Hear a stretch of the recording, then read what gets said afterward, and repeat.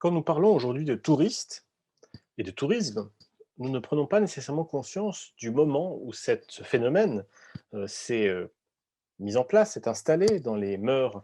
des élites, d'abord des élites sociales européennes, puis ensuite d'un plus grand nombre de personnes, et à travers une massification du tourisme international.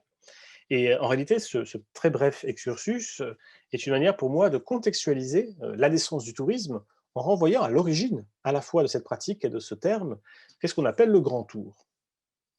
Le grand tour, au fond, si on prend cette notion au sens très large du terme, c'est une pratique qui existe depuis très longtemps et qui renvoie au fond à ces tours européens, ces tours d'Europe que réalisent les membres des élites sociales, notamment aristocratiques et bourgeoises européennes, dès le XVIe siècle, mais surtout à partir du XVIIIe siècle. Le terme de grand tour a d'ailleurs été souvent utilisé par les Anglais et les Britanniques, même si le terme est d'origine française, mais le Grand Tour sera une expression utilisée par ces jeunes aristocrates ou ces jeunes membres de la gentry britannique qui, avant de se marier, souvent, ou tout juste après leur mariage, réalisent ce parcours initiatique, ce voyage qui est à la fois personnel, intime, social, de sociabilité, mais aussi un voyage culturel, un voyage d'éducation, un voyage de formation, qui les amène souvent dans les Pays-Bas, en France, pendant 2, 3 ans, dans le Saint-Empire, et presque systématiquement en Italie, qui est le lieu par excellence du Grand Tour, et où d'ailleurs certains peintres vont se spécialiser dans des portraits des touristes anglais ou britanniques, écossais, irlandais, qui passent par Rome, Venise ou Naples. Pompeo Batoni, d'ici dont je vous montre un portrait, est un de ces spécialistes, puisqu'il va faire une grande partie de sa carrière, ou tout du moins va-t-il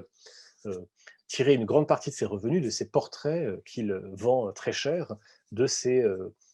Britanniques qui passent par Rome et qui souhaitent immortaliser leur séjour à Rome à travers un portrait. Vous avez également ce tableau d'Anton Zucchi qui représente le grand architecte britannique James Adam, qui lui aussi souhaite se mettre en scène sa figure, sa présence dans ce monde antique, ici représenté par un chapiteau, par un vase et par un arrière-plan, vous le voyez, où figurent des grotesques et une niche où la figure de Minerve semble en quelque sorte symboliser ou allégoriser la sagesse dont doit faire preuve l'architecte. Et puis, ce grand tour va continuer tout au long du XVIIIe siècle, le XIXe siècle également, avec notamment ce très célèbre portrait de Goethe dans la campagne romaine, peint par Johann Heinrich Tischbein. Portrait intéressant parce qu'il mémorialise, il monumentalise, il rend mémorable la présence de Goethe en Italie, mais on sait que Goethe n'aimait guère la campagne